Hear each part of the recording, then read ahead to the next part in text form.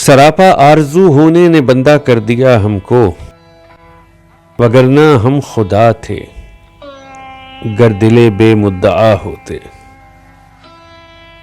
چند دن پہلے اسکول کے ساتھی ڈاکٹر تیمور جدون نے میر کے شعر سے تعارف کرایا تو پیش خدمت ہے یہی غزل۔ برنگے بوئے گل اس باغ کے ہم آشنا ہوتے، کہ ہم راہ صبا ٹک سیر کرتے پھر ہوا ہوتے۔ سراپا آرزو ہونے نے بندہ کر دیا ہم کو، وگرنہ ہم خدا تھے گر دلے بے مدعا ہوتے۔ فلک اے کاش ہم کو خاک ہی رکھتا، فلک اے کاش ہم کو خاک ہی رکھتا، کہ اس میں ہم غبار راہ ہوتے یا کسو کی خاک پا ہوتے۔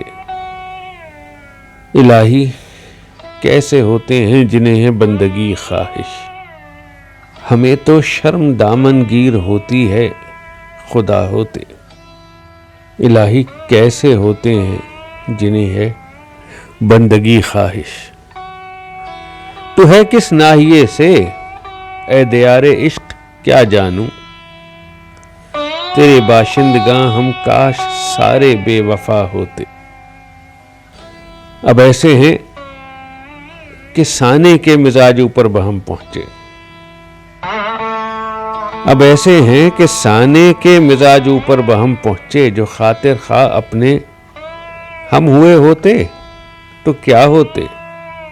کہیں جو کچھ ملامت گر بجا ہے، میر کیا جانے انہیں معلوم تب ہوتا کہ ویسے سے جدا ہوتے۔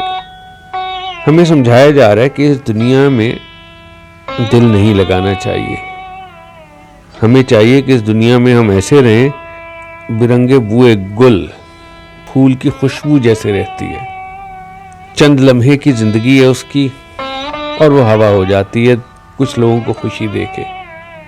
مگر یہ جو آرزویں ہماری ہیں نا، انہوں نے ہمیں بندہ بنا دیا ہے۔ یہی دکھ غالب کو بھی تھا، نہ تھا کچھ تو خدا تھا، دبویا مجھ کو ہونے نے۔ وہ جو ہونے کی خواہش ہے نا کہ میں کچھ ہوں، میں پہچانا جاؤں، اس نے بندہ کر دیا ہے ہم کو۔ میر تقی میر کے ہاں یہ کلاسیکل الفاظ بہت استعمال ہوتے ہیں۔ کسو کی مطلب ہوا کسی کی۔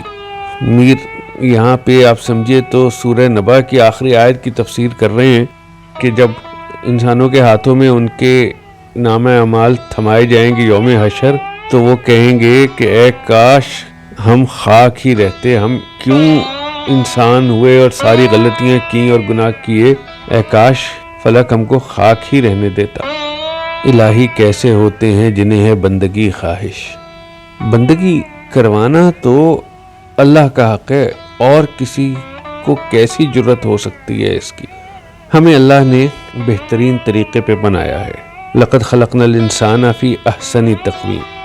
ہم سانے کے مزاج اوپر ہیں جو کہ ہم اتنے پرفیکٹ ہیں۔ جو خاطر خواہ اپنے ہم ہوئے ہوتے تو ہم اپنے ساتھ کیا سلوک کرتے۔ معروف تصویر ہے جس میں سب شعراء کے ویژن کو اکٹھا کر دیا گیا ہے، یہ غزالی آنکھیں، پتلی سراہی دار گردن، ہرنی جیسی ٹانگیں اور باریک کمر، تو اب نارمل شیپ ہی بن جاتی۔ بہرحال میر کو جتنا پڑھیے اتنا ہی لطف آتا ہے۔ بہت شکریہ۔ فی امان اللہ۔